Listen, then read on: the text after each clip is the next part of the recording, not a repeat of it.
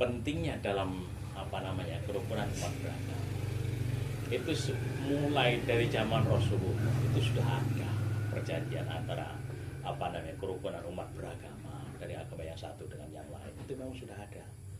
Rasulullah sendiri itu menghormati kepada orang kafir dhimmi istilahnya, orang kafir yang singkat memerangi apa macam dhimmi. Nah, orang kafir dhimmi itu sendiri itu wajib dilindungi. Itu dalam pengertian itu tadi kerukunan umat beragama. Itu wajib dilindungi, tidak boleh diperangi. Itu pada zaman Rasul memang seperti itu. Ada orang Yahudi, ada orang Nasrani. Itu seperti itu. Kemudian di sini juga seperti itu. Di sini juga. Jadi termasuk taruhlah teman-teman dari jamaah itu sendiri tidak pernah mempermasalahkan masalah katanya itu orang apa, tidak pernah. Netral gitu loh. Selagi orang-orang istilahnya orang-orang itu tidak mengganggu kita, baru kalau istilah memerangi kita wajib memerangi. Tapi kalau tidak ya memang tidak boleh. Dengan agama apapun itu tidak boleh. Memang harus kita tuh harus sama-sama, harus bareng. Itu penghormatan antar manusia, antar agama. Misalnya semuanya itu mempunyai kitab masing-masing. Kayak Nasrani, taruhlah mempunyai kitab Injil, itu semua dari Allah. Yahudi kitab Zabur, semua dari Allah. Itu memang semua harus kita hormati.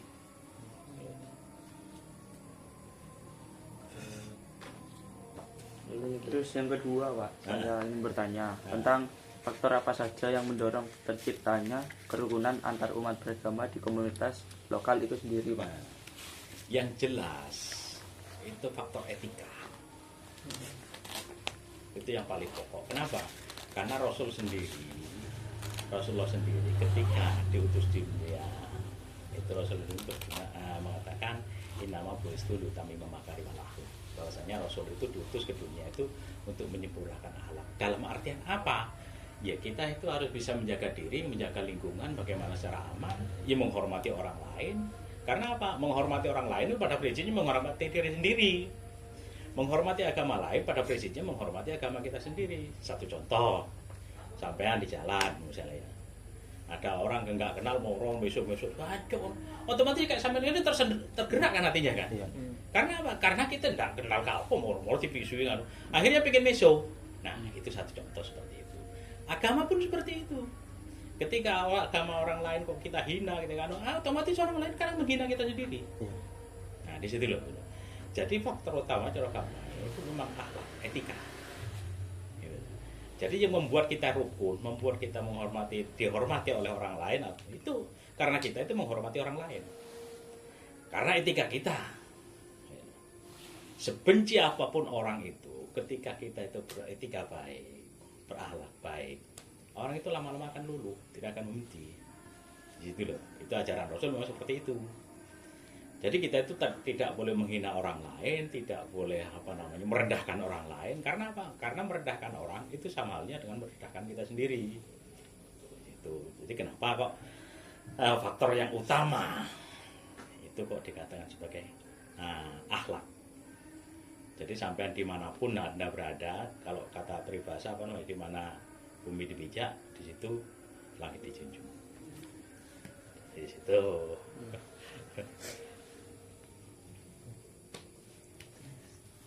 Terus yang ketiga, Pak, bagaimana interaksi sosial antar umat beragama dalam membentuk sikap toleransi dan saling mengerti di dalam lingkup komunitas lokal? Ya itu tadi. Ya menghormati orang lain, menghormati agama lain. Satu contoh, saya itu punya pengalaman. Pada saat masih muda saya itu merantau di Ambon, di mana di sana itu istilahnya benar-benar antara toleransi beragama itu benar-benar dijalankan.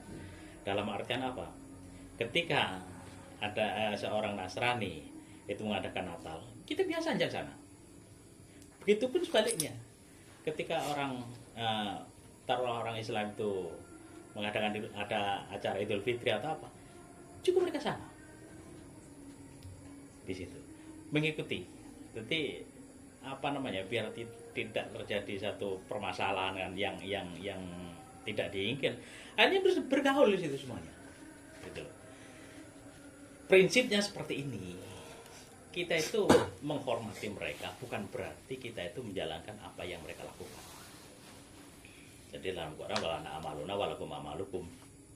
Apa yang kalian kerjakan, ya silahkan Anda kerjakan sesuai dengan ajaran kalian. Dan saya juga melakukan apa yang saya lakukan. Kalian nggak boleh ikut. Tapi kalau kalian mau ikut, silahkan masuk. Itu. Kalau mengganggu nggak boleh. Nah, itu. Toleransinya itu di situ. Terus yang kedua saya juga punya pengalaman. Waktu saya di Bali, waktu masih muda di Bali dan Denpasar. Kebetulan yang saya tempati itu, yang saya kos itu adalah Mangku. Mangku itu taruhlah tokoh agama Hindu. Agama Buddha, agama Hindu Bali. Itu sering sama saya itu taruhlah omong-omongan itu sering. Ngobrol masalah agama sama sering. Nah, antiknya ketika kita tuh mengadakan acara hari-hari besar kayak Isra Mi'raj atau apa, di situ kan kemudian anak-anak orang-orang Jawa semuanya kan mengadakan seperti itu. Mangkunya pun ikut. Pak Mangku itu sendiri ikut. Ya ikut makan bareng. Gitu loh. Itu toleransi agama itu di situ. Jadi tidak ada yang menjelekkan satu sama lain. Semuanya itu menghargai, semuanya itu tujuannya itu satu. Hanya kepada Tuhan Yang Maha Esa. Cuma kadang-kadang jalannya sendiri-sendiri.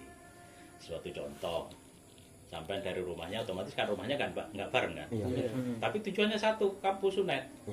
Nah, ini datang ke sana. Gitu loh. Lagi, kenapa kok seperti itu? Itulah indahnya. Indahnya kehidupan, indahnya hidup beragama di situ. Jadi semuanya itu memang diatur oleh agama. Kalau nggak diatur oleh agama, hancur semuanya. Agama itu memang mengatur seperti itu. Jadi setiap ragam, setiap perbedaan, setiap aneka ragam itu merupakan satu perhiasan.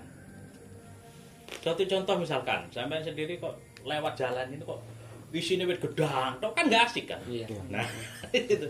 Jadi ada wit gedang, ada wit asem, itulah keindahan. Jadi kita itu memandangnya seperti itu. Dalam agama pun seperti itu. Adanya agama seperti ini, tujuannya seperti itu. Jadi Allah itu menciptakan agama. Bukan berarti Allah itu tidak bisa menciptakan satu agama, itu pasti bisa. Karena Allah memang maha kuasa. Tapi memang oleh Allah itu kendaki seperti itu, tujuannya apa? Agar bisa membedakan mana yang benar dan mana yang salah, mana yang jelek dan mana yang di situ letaknya itu loh. Jadi penilaiannya itu pada diri kita sendiri. Intinya pada etika itu sendiri, pada akhlak itu sendiri intinya. Sebesar apapun, setinggi apapun derajat orang itu, pangkat orang itu, tapi kalau tidak beretika, hancur. Jelas, wes. Sepinter apapun orang itu, tapi kalau akhlaknya jelek, tidak bakal dinilai oleh orang. Nah, itu kaitannya dengan toleransi beragama. Nah, di situ. Jadi setiap agama itu mempunyai standar etika masing-masing, setiap agama itu. Dan insya Allah, kalau menurut saya, soalnya saya itu kan pernah mempelajari Injil, pernah baca-baca lah Injil atau pernah baca. Di situ semuanya. Jadi yang paling pokok itu memang akhlak, yang paling pokok. Termasuk agama Hindu pun juga demikian. Setiap agama itu kunci yang paling pokok itu memang akhlak. Jadi tujuan Allah menurunkan agama itu akan memperbaiki akhlak itu sendiri. Tolak ukurnya, iya terutama pada diri kita sendiri. Kalau kita lakukan seperti itu kok, kita melakukan satu kesalahan, itu jelas dalam hati nurani sendiri jelas, wah aku salah. Itu jelas ada perasaan seperti itu. Itu salah satu cara untuk mengkoreksi diri. Oh iya, saya itu salah. Cuma wong-wong kadang gak wani ngomong. Satu. Yang kedua, takut wong-wong kadang gak wani ngontrol, gak wani mengkoreksi. Takut orang itu tersinggung. Tapi dalam diri kita sendiri, dalam hati sendiri, dalam hati nurani, dalam hati kecil, itu merasa kalau itu salah. Itu seperti itu. Jadi intinya dalam kaitannya toleransi beragama, kita itu harus saling menghormati sama siapapun. Entah itu orang Yahudi, orang Nasrani, atau orang Majusi, orang siapapun, selama mereka itu tidak mengganggu kita. Gitu. Selama mereka itu menghormati kita. Intinya itu tadi, kalau kita itu menghormati mereka, kita itu pasti akan dihormati. Ya. Maaf, bukannya saya itu istilahnya apa ya, sok itu enggak. Masalahnya saya itu sejak muda taruhlah, itu memang tidak pernah ke rumah. Keliling Indonesia itu pernah. Jadi di sana termasuk karakter orang timur, orang yang keras itu pernah. Ketika orang keras itu kita itu hadapi dengan lemah lembut, dengan lu sendiri dia. Gitu loh. Jadi intinya itu tadi etika. Kaitannya dengan apa namanya ya, toleransi beragama. Yang penting kita itu bisa menghormati mereka. Mereka pun menghormati. Kalau kita itu taruhlah menghina mereka, ya otomatis tadi kembali yang saya katakan tadi, mereka pasti menghina. Baik itu kaitannya dengan agama, baik itu kaitannya dengan pribadi, baik dengan apapun. Itu pasti mereka itu punya keinginan untuk membalas. Ya, saya contohkan kayak sampean tadi. Itu contoh secara pribadi. Itu contoh secara pribadi, apalagi secara komunitas. Kalau ada komunitas kita kok dihina, otomatis semua akan bergerak. Nah, itu. Jadi kaitannya dengan apa namanya toleransi beragama di situ. Jadi kalian sampean masih muda-muda, sama siapapun bergaul silahkan. Ambil positifnya. Ketika itu kok kurang pas dengan hati kita, ya jangan diambil. Ya jangan dihina, biarkan. Ya wis, kalau seperti itu ya silakan. Yang penting saya enggak, bagi saya kok enggak cocok, ya jangan diambil. Gitu. Jadi dari agama apapun kalau kita memang cocok, ya. Contoh sekarang ya.